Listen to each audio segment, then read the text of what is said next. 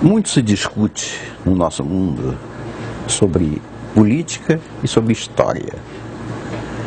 Muita gente diz, eu não gosto de política. Muita gente diz, para que serve a história? Na verdade, história e política são a mesma coisa. A diferença é o tempo. Porque nós estamos vivendo a política que será a história. E a história que hoje nós conhecemos, no tempo em que ocorreu, era política. Então, como eu sou já bastante velho, eu pude testemunhar a política do século XX, que no final virou história. Então, para que se tenha uma ideia do que foi a história do século XX, basta dizer o seguinte: o século XX tem um divisor de águas na Segunda Guerra Mundial. O mundo era um até a Segunda Guerra Mundial e virou outro depois da Segunda Guerra Mundial. Antes, o mundo era pré-histórico, era tudo devagar, era tudo pacífico, entre aspas, mas era o homem na Idade da Pedra. A Segunda Guerra Mundial é que trouxe uma exponencial de desenvolvimento tecnológico que é responsável por tudo isso que a gente vive hoje. Hoje a gente fala, principalmente a juventude, fala em tudo que está à disposição, as comunicações, o computador, a internet, o carro com controle eletrônico, o satélite, a viagem à Lua, o telescópio Hubble. Mas não percebe que tudo isso decorreu das tecnologias utilizadas para a Segunda Guerra Mundial. Então, toda essa herança tecnológica que nós temos é uma herança da guerra. São boas? Sim, são maravilhosas. Eu hoje já não consigo vislumbrar como seria o mundo sem todos esses avanços, principalmente na medicina, mas eu tenho que reconhecer que a Segunda Guerra Mundial trouxe no bojo dessa tecnologia um fantasma terrível: a bomba nuclear. Não só a bomba e o veículo que a transporta, os mísseis intercontinentais. Então aquela experiência de Hiroshima e Nagasaki mostrou ao mundo o terrível poder de destruição que tem uma bomba atômica. E ao final da Segunda Guerra Mundial, na mesma mesa de negociações em que estavam Stalin, o Roosevelt e o Truman, o mundo já estava sendo dividido entre duas novas superpotências que iam se degladiar no resto do século. De um lado a Rússia, do outro os Estados Unidos. Cada um se compôs com aliados, formando a OTAN e o Pacto de Varsóvia. Mas todos dois sabiam que essa tecnologia que foi desenvolvida na Segunda Guerra Mundial precisava ser multiplicada e multiplicada e multiplicada para o objetivo de cada um dos dois, que era o domínio mundial. E essa multiplicação foi tão fantástica que, num determinado momento, a quantidade de bombas disponíveis e de mísseis capazes de lançá-la era tão grande da parte de um e de outro, que é o período em que a gente chamou de Guerra Fria, em que a paz mundial residia tão somente na certeza da retaliação. Se um atacasse o outro retaliaria. E isso era o pavor da humanidade, mas ao mesmo tempo era o fiador da paz. Foi disseminado por todos os cantos que a quantidade de armas disponíveis era capaz de destruir o planeta dezenas de vezes. Isso foi dito, foi repetido, 1000 vezes repetido. Só que não era verdade, era uma mentira. Uma mentira que foi colocada propositadamente para que todo mundo que não estivesse diretamente envolvido visse a corrida armamentista como um fantasma. Na verdade, nenhum dos dois oponentes, em momento algum, esqueceu do poder que desejava conquistar. Então, essa paz, assim claudicante, foi andando,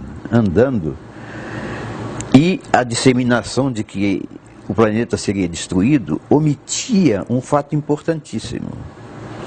É que as atmosferas do hemisfério norte e do hemisfério sul não se misturam jamais.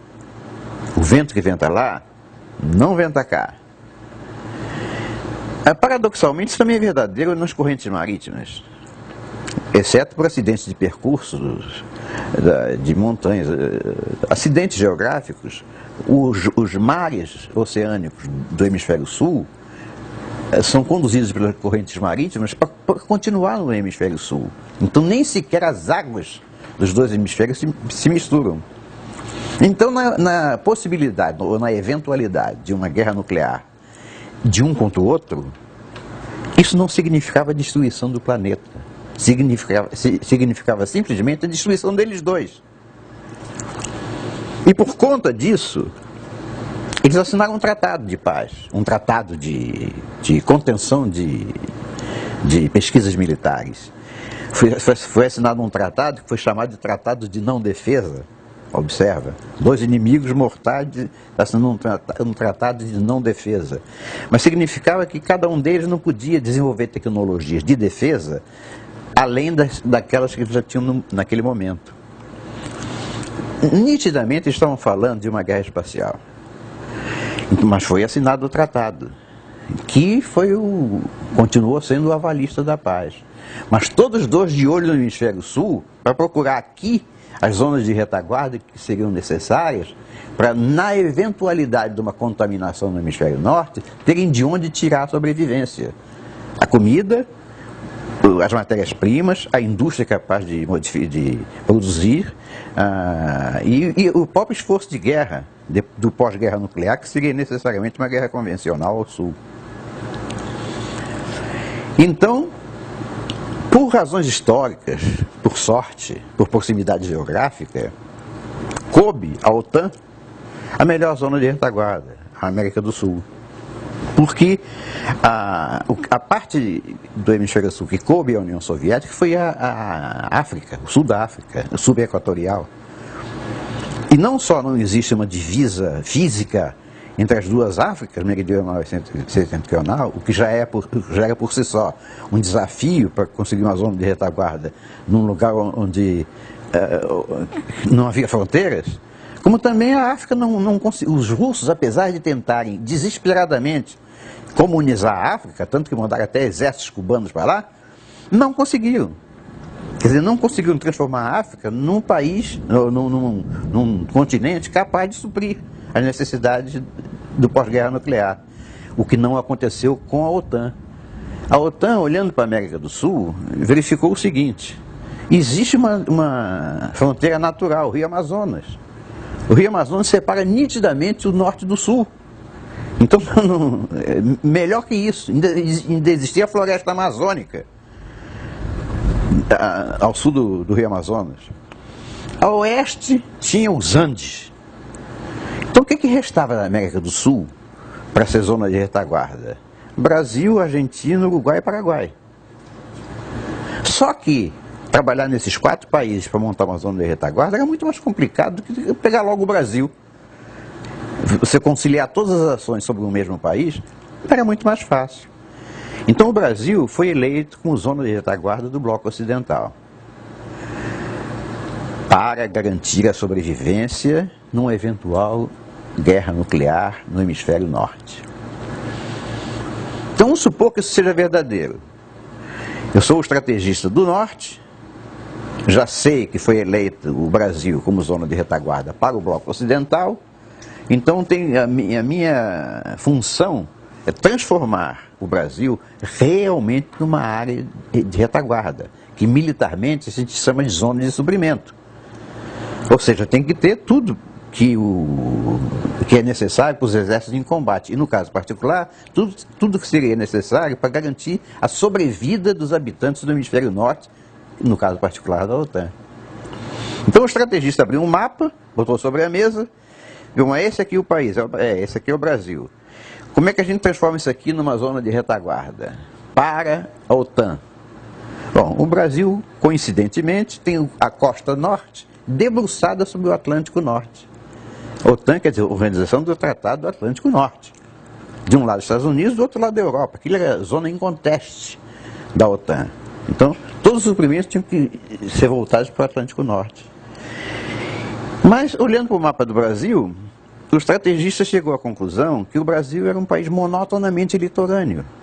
O Brasil só sobrevivia casquinando o litoral. Por conta dos laços históricos, das nossas relações comerciais, de Portugal e Inglaterra, todas debruçadas sobre o Atlântico, sobre o litoral leste.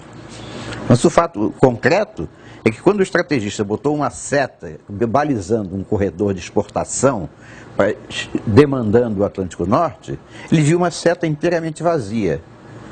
Então, claro, quando eu estou falando do estrategista, não estou falando de uma pessoa. Estou falando de dezenas, centenas de pessoas com o mesmo objetivo, trabalhando juntas com o mesmo objetivo.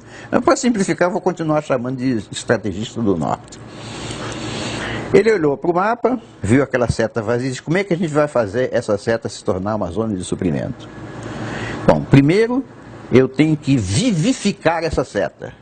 Eu tenho que trazer a população brasileira, que está no litoral, para o interior. Como é que a gente pode fazer isso? Vamos trabalhar de uma forma sutil. A gente não pode invadir o Brasil e colocar ordem na política do Brasil. Nós temos que fazer isso de uma forma sutil. O que existe no Brasil para vivificar essa região, já como políticas necessárias, mas nunca conseguidas por falta de recursos? Bom, para começar, a interiorização da capital do Brasil, Brasília, está na Constituição brasileira desde 1904. Então, vamos concretizar, está aí, bota a capital do Brasil lá no centro do país, lá em Goiás. Aí toda a malha rodoviária nacional vai convergir para a capital. Então isso, bota aí, Brasília. Bom, então isso já está na Constituição, já. Então vamos dar um jeito de concretizar. Apareceu Juscelino Kubitschek, um candidato a presidente, que dizem folcloricamente que num discurso na campanha eleitoral, no palanque, um eleitor lá virou para ele e gritou da plateia: doutor Juscelino, o senhor vai construir Brasília? E ele impulsivamente disse: vou. Se comprometeu, a imprensa publicou. Então, quando ele assumiu realmente a presidência, ele montou o tal plano quinquenal, quer dizer, 50 anos em 5, que, paradoxalmente ou coincidentemente, tinha 3 objetivos principais: construir a capital no Planalto Central, construir uma rodovia, a Belém-Brasília, ligando essa capital ao Atlântico Norte, e terceiro, irrigando o Cerrado. Essa foi a base dos 50 anos em 5. E o estrategista do Norte seguramente deu uma forcinha para que ele colocasse isso no plano quinquenal. Por quê? Só como exemplo, para Brasília, para a construção de Brasília, quem construiu Brasília foram os bancos americanos. Foi capital de empréstimo, não foi capital de risco, foi capital de empréstimo. Quem irrigou o Cerrado foi o Japão.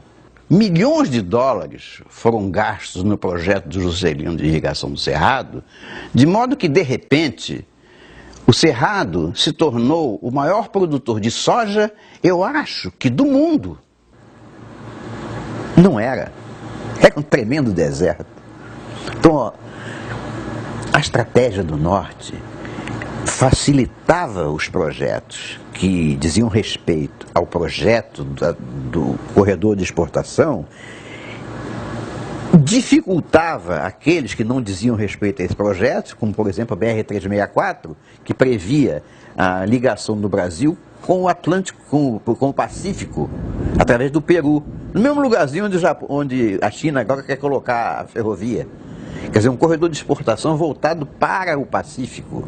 E capital para isso cortado. Ninguém conseguiu construir a BR-364. Essa foi a forma de fazer. Então o que fez o estrategista? Bom, então Brasília está aqui, a rodovia Belém-Brasília está aqui, ela não é suficiente para transportar uma tonelagem capaz de assumir o compromisso de produzir para a sobrevivência do hemisfério norte.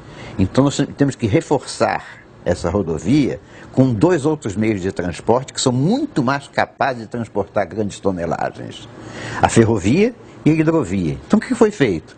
Foi feita a ferrovia Norte-Sul, que até hoje não está pronta, mas ela foi planejada e começou a ser executada, e foi feita a hidrovia Araguaia-Tocantins, que vai exatamente para Belém. Também não está pronta, mas começou a ser construída.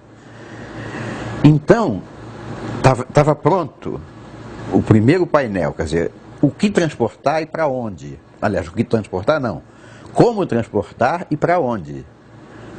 Os meios de transporte, os portos debruçados sobre o Atlântico Norte e a interiorização da capital.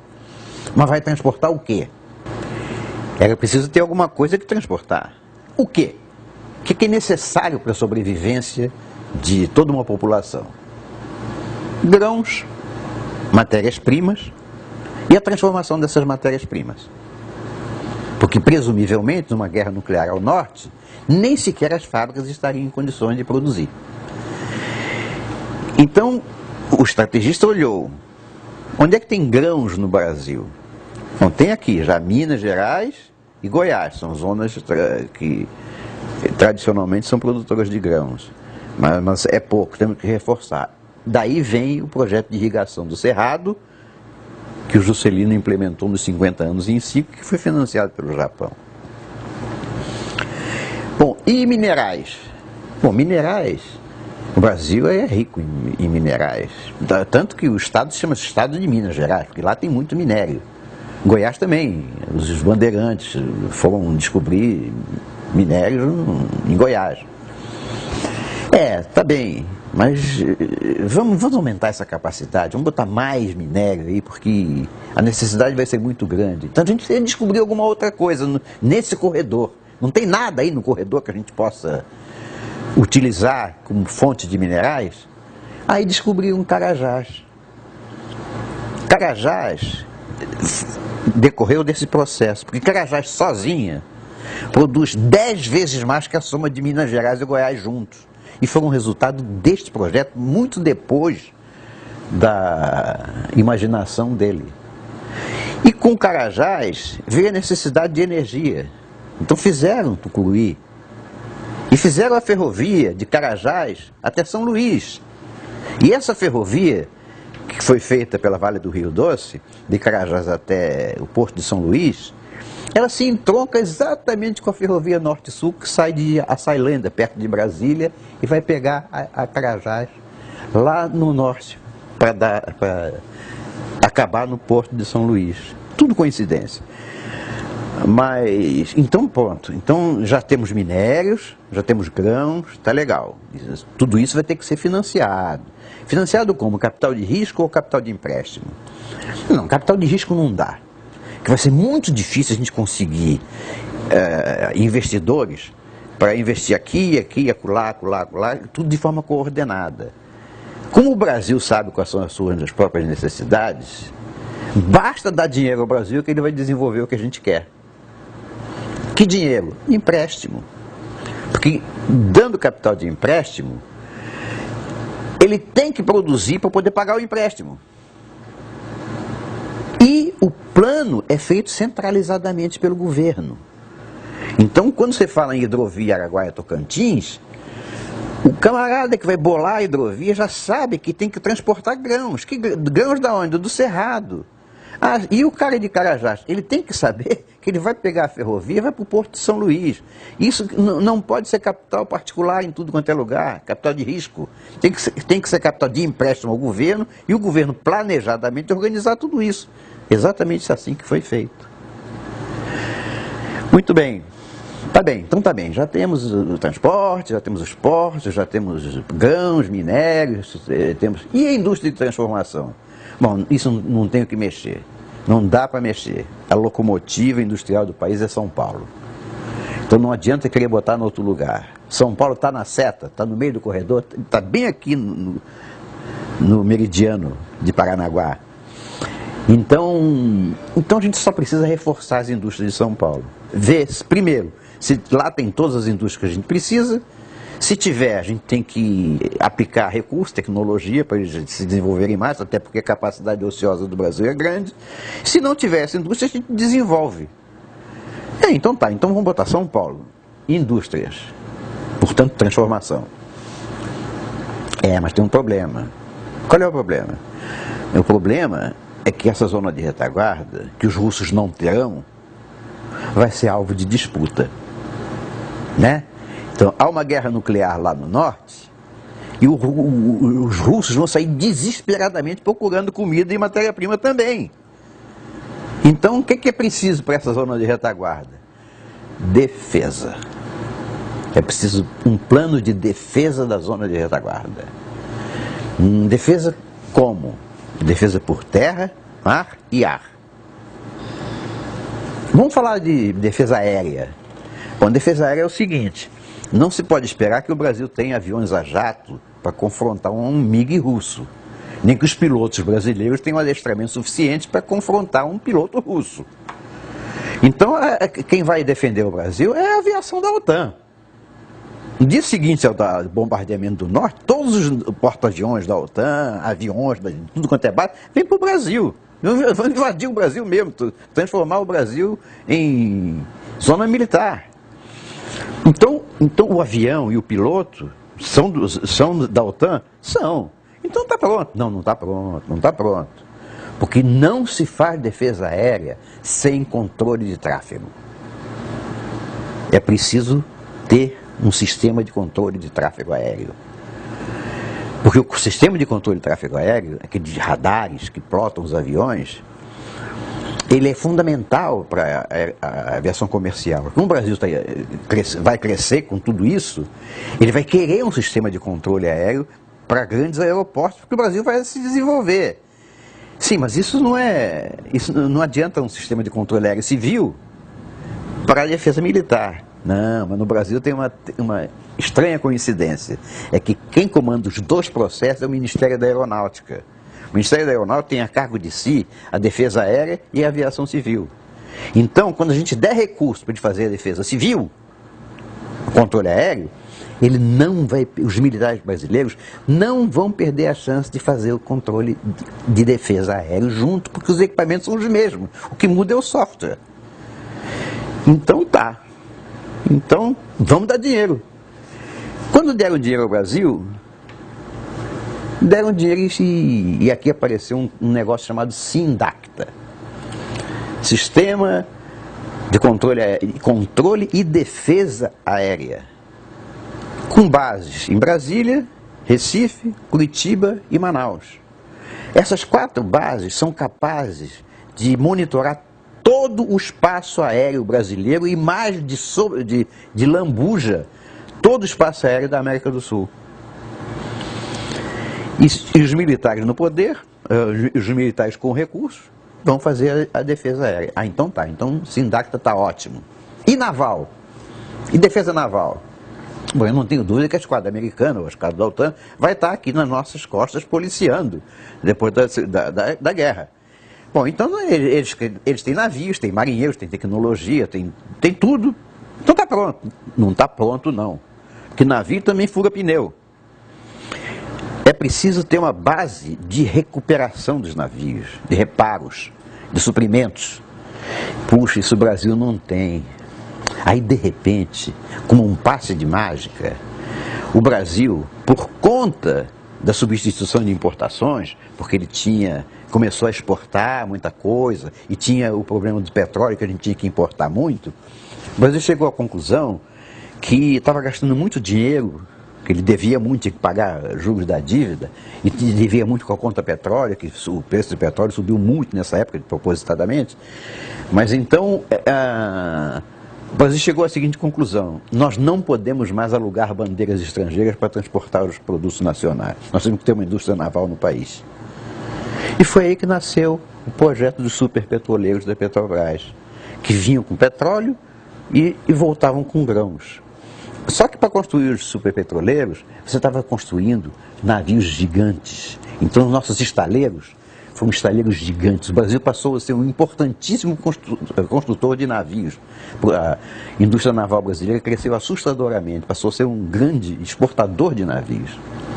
Então, com esses estaleiros, então está resolvido o problema? Está resolvido o problema, porque na hora de usar o estaleiro, quem vai usar são os americanos. Porque os navios de guerra americanos têm segredos que os brasileiros não sabem. Mas tendo o estaleiro, deixa comigo. Então tá, a defesa naval tá. E a defesa terrestre? A defesa terrestre não tem problema, né? Porque pega os tanques americanos e leva para lá, míssil americano e tal, a defesa antiaérea. Não é assim não, tem problema também. As nossas fábricas de produtos militares vão estar comprometidas. Então a gente precisa ter fábricas na zona de retaguarda. A gente precisa ter indústria bélica no Brasil. A gente precisa construir tanque, caminhão, míssil, metralhadoras, lança-rojões, muita munição. Então, precisa ter uma indústria bélica no Brasil. Aí, de repente, num passe de mágica, num clube fechadíssimo, que é o de exportadores de armamentos, o Brasil aparece como um grande exportador de armamentos. Então, tudo isso por conta da estratégia da OTAN de zona de retaguarda para um conflito nuclear. Bom, terminou? Não terminou não. Não terminou não, porque apesar da nossa fronteira norte estar acima do Equador, não faltarão oportunidades de os inimigos tentarem penetrar, já que não vão poder penetrar pelo Atlântico Sul, que vai estar fortemente defendido pela esquadra americana e da OTAN, vão tentar se infiltrar pelo norte, via Amazônia. Pode ser, mas a gente também não precisa colocar um exército lá de prontidão, né? Não. Os meios tecnológicos de que dispõe um sistema militar hoje não depende da presença física, depende apenas do alerta a tempo útil. Então, como a floresta amazônica é um obstáculo terrível já normalmente, o inimigo que tentar se infiltrar por lá vai levar vários dias para chegar até o ponto de invadir a zona de retaguarda. A gente só precisa ter um cordão de alerta, um sinalzinho de alerta. Sinalzinho. E o que tem lá? Não tem nada, rapaz. Ih, rapaz, lá só tem índio. Então vamos fazer o seguinte, vamos fazer um projeto, Calha Norte, em que o exército é colocado em toda a fronteira norte até o Acre. Só pelotões. Só para dar o alerta. Não é para se defender nada, porque eles não vão ter condição de defender, mas para dar o alerta. Atenção, estão invadindo aqui. Aí sim, a aviação da OTAN sai daqui, os navios da OTAN vão entrar por dentro do Rio Amazonas, mas o cordão de alerta foi feito de duas maneiras: Projeto Calha Norte do Exército e CIVAM da Aeronáutica, Vigilância da Amazônia. Era isso que precisa? É isso que precisa. Então vamos à obra, vamos botar. Então, pronto o planejamento, era só executar. E tudo isso foi feito. Os portos, a rodovia, Brasília, Cerrado, indústrias em São Paulo, defesa, tudo isso foi feito. Exceto duas coisas: a hidrovia que não ficou pronta e a ferrovia Norte-Sul que não ficou pronta. Mas o Brasil, de repente, em 20 anos, que é de 60 a 80, teve uma explosão de desenvolvimento. O Brasil saiu da 46ª posição para a 8ª potência mundial, por conta deste projeto. A tal ponto, isso ficou tão dramaticamente exposto, que eu imagino a reação do estrategista da OTAN e do estrategista do Pacto de Varsóvia. O da OTAN se regozijando por ter transformado o Brasil efetivamente numa zona de retaguarda, faltando alguns poucos detalhes. E a União Soviética, achando que eles não conseguiram nada e que a OTAN estava muito mais adiantada do que eles. E aí aconteceu um fato absolutamente atípico e que é realmente a coisa mais importante que aconteceu na segunda metade do século e que passou despercebido por quase todos nós. O presidente Ronald Reagan foi para a televisão americana em 1983 e declarou para o povo americano que estava iniciando o projeto de Guerra nas Estrelas. Iniciando um projeto que na verdade era o IDE, Iniciativa de Defesa Estratégica, que o senador Ted Kennedy é que apelidou de Star Wars. Mas o presidente americano foi para a televisão dizer isso, e no dia seguinte entrou no Congresso americano com um pedido de 5 bilhões de dólares imediatamente aceito para investimento neste projeto, que eram várias camadas de interceptação de mísseis inimigos. Quando o Reagan disse isso, e quando o Congresso americano imediatamente permitiu a alocação de 5 bilhões de dólares, os russos botaram a mão na cabeça. Meu Deus do céu, a paz mundial reside na capacidade de retaliação. Se a gente não puder retaliar, acabou, eles vão bombardear a gente. Então, aí apareceu a história, eles lá no Kremlin, né, discutindo. Os belicistas, bom, então não espere esse projeto, ataca logo, vamos atacar logo, que aí tá pau a pau, eles e nós. Aí o outro, que é mais sensato, disse, peraí, se a gente atacar logo, se houver isso tudo, eles têm zona de retaguarda e a gente não tem. E como é que fica? Eles sobrevivem, a gente não sobrevive. Então o presidente russo do Kremlin, o chefe supremo do Kremlin, se chamava Mikhail Gorbachev, ele saiu com um dever de casa. O dever de casa é acabar com o projeto Star Wars americano. Então eles imaginaram que para fazer isso teriam que acabar com o comunismo. Pelo menos demonstrar a intenção de acabar. Daí nasce a perestroika e a glasnost. Ainda sob uma aura de abertura e transparência, mas sem perder o vínculo inicial com o comunismo.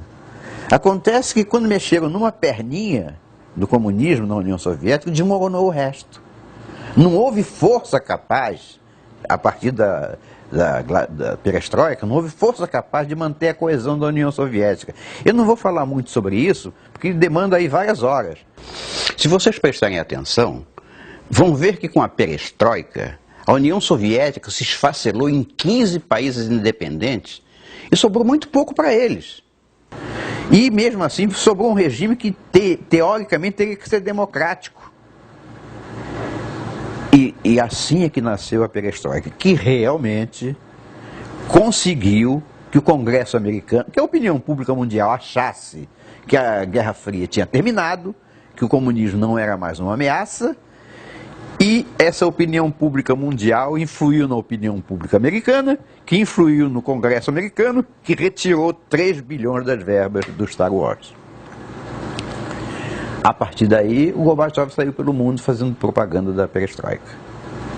Então, o que aconteceu naquele dia foi uma derrota militar. Quer dizer, a perestroika e a glasnost não foram resultados do desejo soviético de atender às necessidades da população. Foi uma derrota militar imposta pela OTAN, que tinha uma cereja do bolo no bolso do colete, o Brasil. Só porque a OTAN tinha o Brasil é que a União Soviética caiu. Agora, olha bem, por que os americanos, que a partir dali passaram a ser a única potência mundial militar do planeta, não pegou o Brasil, colocou no colo e saiu embalando para nunca mais perder? Porque apareceu um outro detalhe importantíssimo. Quando a União Soviética caiu, apareceram centenas de milionários russos, bilionários russos. Não era possível existir bilionário no regime comunista. Como era possível isso? Como foi possível aparecer bilionário russo? É porque a cúpula comunista, a nomenclatura, se associava aos capitalistas russos que faziam o mercado negro, e os dois conduziam todas as finanças do país, embora o regime político fosse totalitário para oprimir a população. Aí teve gente nos Estados Unidos que botou a mão na cabeça e disse, mas poxa, foi isso? Quer dizer que tinha um capitalismo lá na União Soviética? Claro que tinha, rapaz. No dia seguinte da perestroika aparece um cara que é dono do poço de petróleo? Como é que pode? Então os magnatas americanos do Clube de Bilderberg chegam à seguinte conclusão: mas vem cá, nós estamos aqui dando uma de otários, porque se o capitalismo existia no comunismo e mandava, portanto mandava, que continuou mandando depois que o muro de Berlim caiu, então nós estamos dando uma de otário. O bom mesmo é um regime totalitário, onde o capitalismo seja oculto. Porque aí, sim, a gente domina o dinheiro, mas não tem que concorrer com ninguém. Não tem negócio de oferta e procura. Não paga imposto. Tudo é estatal, não paga imposto. É mesmo, né? Então, peraí. Acho que o melhor regime é o regime comunista sob um capitalismo submerso. Tá bem, tá. Mas vem cá. Como é que a gente vai fazer isso? A gente junta com eles. Junta com eles? Rapaz, já existem projetos de dominação mundial que até hoje não foram materializados por falta exatamente de oportunidade. Agora nós temos com a oportunidade na mão. É só a gente se juntar com os comunistas, fazer um acordo e começar a trabalhar em função disso. Vamos dar um nome para isso? Vamos dar. Nova Ordem Mundial. Tá bom o nome? Tá ótimo. Nova Ordem é perfeito. Vem dos Illuminati. Então, a Nova Ordem Mundial foi um acordo entre os magnatas americanos, pertencentes ao Clube de Bilderberg. Se quiser que eu amplie um pouco mais, sai dos americanos, passa para a Europa e para o Japão, a trilateral. Então foi um acordo entre os magnatas e os comunistas, principalmente da Rússia, para um projeto de dominação mundial. Então aí são outros estrategistas. Bom, agora vamos começar a trabalhar no sentido de dominar o mundo.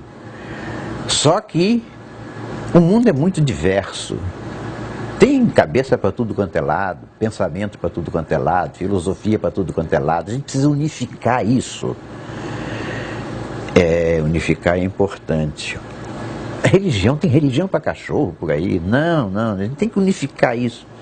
Religião também precisa unificar. Ele tem razão. Como é que a gente vai fazer isso? Bom, vamos fazer o seguinte. A gente precisa montar uma cúpula que estabeleça uma constituição nossa, escondida, secreta, que construa um projeto de materialização desse domínio mundial. Tá bem. A gente vai ter que criar um organismo para isso. De repente não. Por que não usa a ONU? Nós não temos dinheiro? É só botar na ONU quem a gente quer. E aí da ONU, ela tem jurisdição mundial, dali a gente parte com todas as instruções para o mundo inteiro. Então, a ONU foi toda aparelhada para cumprir um projeto.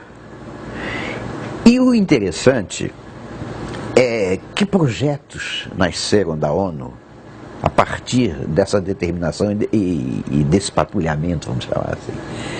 Para começar, olha bem, para começar, eles criaram uma coisa chamada a Carta da Terra, que é a Constituição da Nova Ordem Mundial.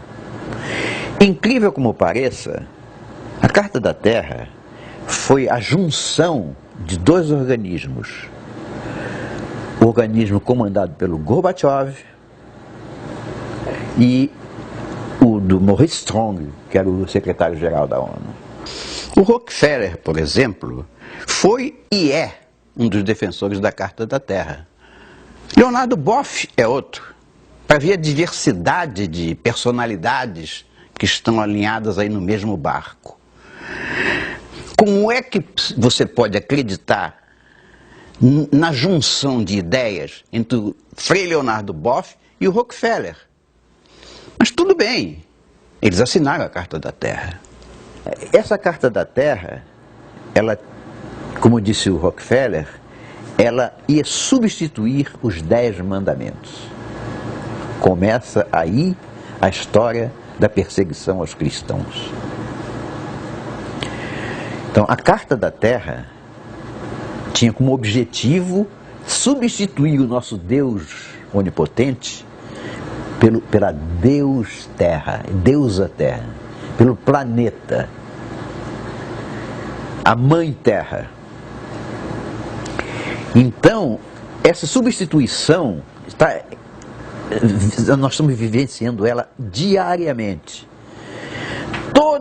Todo o projeto ecológico advém exatamente da Carta da Terra. Quer dizer, foi um projeto feito, primeiro, para acolher as viúvas do comunismo. Todos os partidos verdes que nasceram pelo mundo afora foram mobiliados pelos comunistas arrependidos. E também para arranjar um gancho para as crianças adotarem a Terra como mãe, foi que se criou a ideia do aquecimento global, que é uma fraude. A história do aquecimento global é muito interessante, porque ela foi feita através de uma reunião de cientistas na ONU, e que chegou a uma conclusão de que o planeta estava esquentando. Então é chamado de aquecimento global.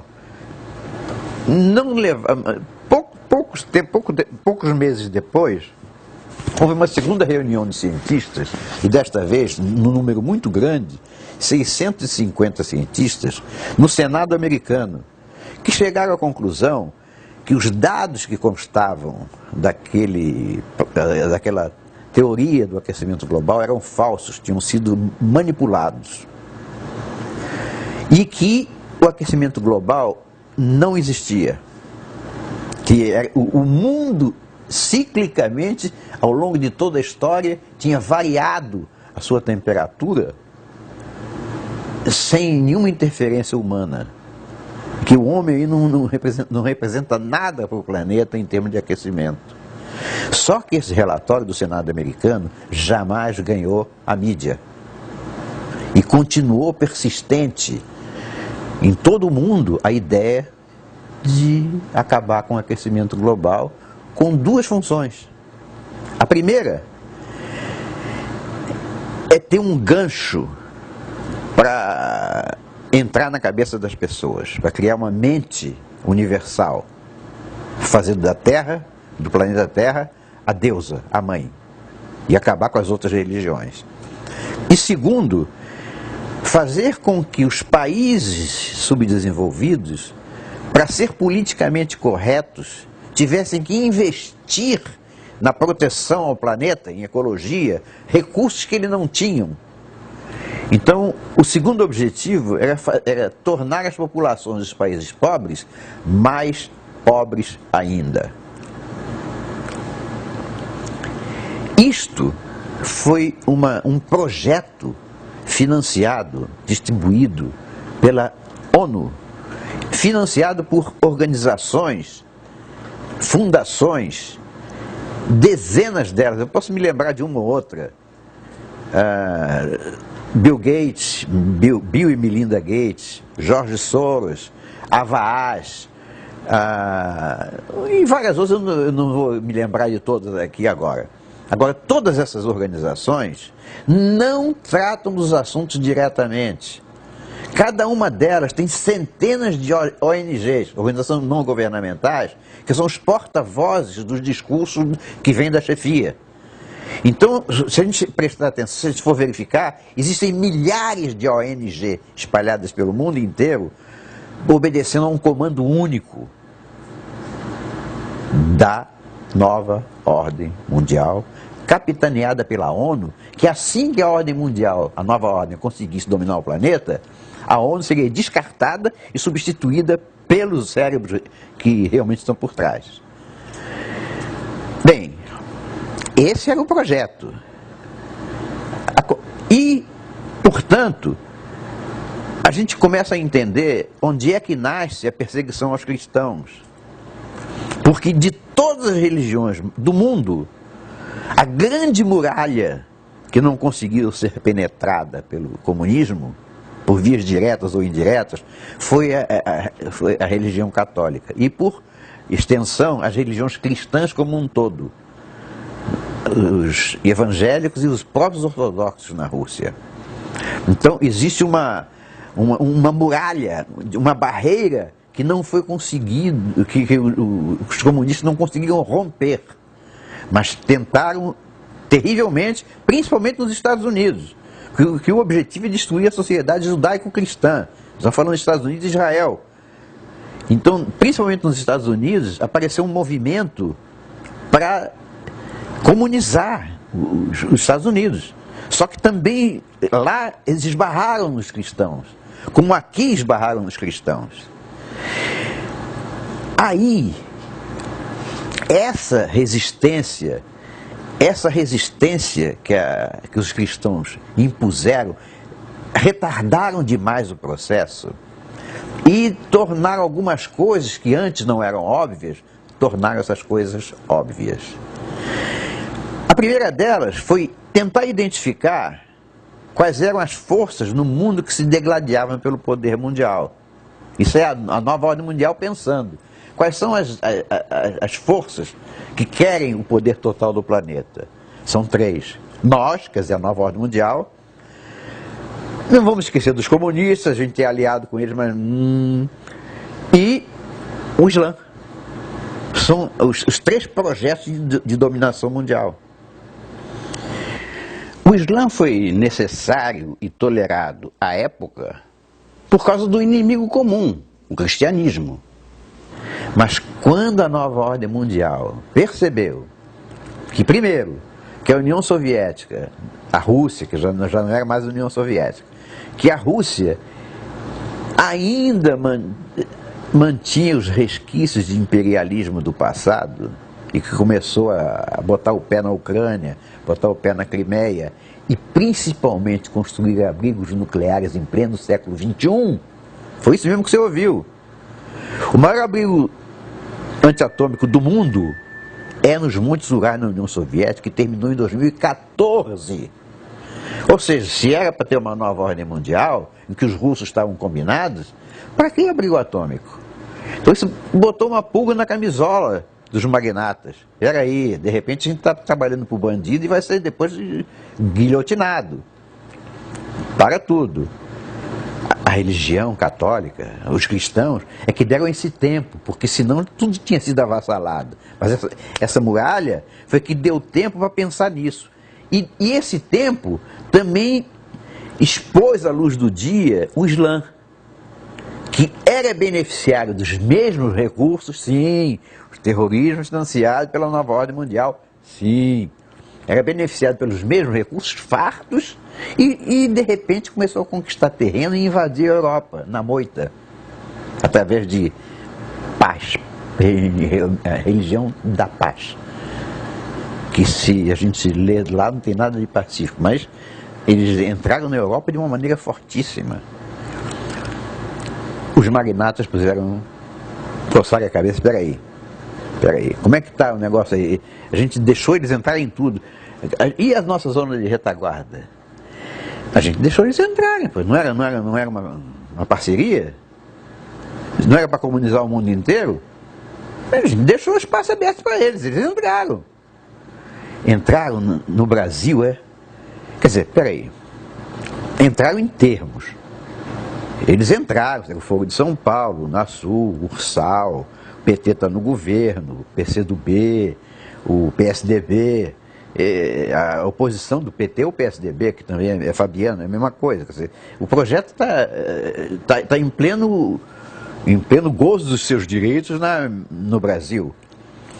Mas ainda não chegou ao fim, não conseguiu. Por quê? Porque lá também a religião católica botou um muro e aconteceu um acidente de percurso. Acidente de percurso é qual? Não, é porque um dia teve um deputado que quiseram botar ele contra a parede e ele, numa CPI dos Correios, foi para a televisão e disse em alto e bom som: existe o mensalão na Câmara dos Deputados. Dirceu, sai daí, vai embora, está na hora. Então o Roberto Jefferson colocou aos olhos do país inteiro um projeto de corrupção do Partido dos Trabalhadores. A partir dali, nunca mais o PT foi o mesmo. De lá para cá, tem sido tudo uma consequência da outra. Nós não chegamos ao fim desse novelo, nós vamos chegar. Mas esta declaração do Roberto Jefferson, que caiu na mão da justiça, acabou na prisão, com a prisão de vários homens públicos e muito importantes, fez uma fratura no projeto. Então, outro acidente de percurso. Então, o Brasil ainda não foi conquistado. Então, a nova ordem mundial, puxa vida. Então, quer dizer que a gente ainda dá tempo de dar um passo para trás? Dá. O que significa dar um passo para trás? Bom, não é a gente que financia esse troço todo? Começa a tirar dinheiro. Começa a tirar o dinheiro fora. E aí começa a aparecer no mundo um novo sentimento, também midiático, de rejeição a um projeto que estava em curso de socialização do mundo. Foi o espaço aberto que hoje nós encontramos para estar falando aqui. A direita renasceu das cinzas como a fênix. Então, essa fênix, ela começa a aparecer, primeiro de forma, nos 50 tons de cinza. Um cinza light que vai se densificando, e começam a aparecer no mundo inteiro as Fox News, um canal de direita americano, que é absolutamente contrário a todo esse projeto. Começa a aparecer a voz da internet, que, como no Brasil, não conseguiu ser emudecida pelo establishment. Ela encontrou o espaço, e encontrado o espaço, encontrou uma multidão de pessoas capazes de ocupá-lo. Esta é a nossa fênix, e nós estamos virando de cinza para o negro. Então vamos chegar lá. Então, isso nos permitiu o fôlego necessário para identificar debaixo de que espada, debaixo de que cutelo os nossos pescoços estavam. Há tempo de retirá-lo do caminho da lâmina. Agora, o que a gente vê não é mais uma voz perdida no deserto. Agora o que a gente vê é um desespero enorme da esquerda, que já não é mais a nova ordem mundial, é só o comunismo. Um desespero enorme da esquerda de conquistar a maior quantidade de espaço possível num curto espaço de tempo. Daí a gente vê ideologia de gênero, daí a gente vê censura da internet, daí a gente vê uma série de projetos que demonstram tão somente uma pressa, uma urgência de conquistar o espaço enquanto há tempo, porque o navio está afundando.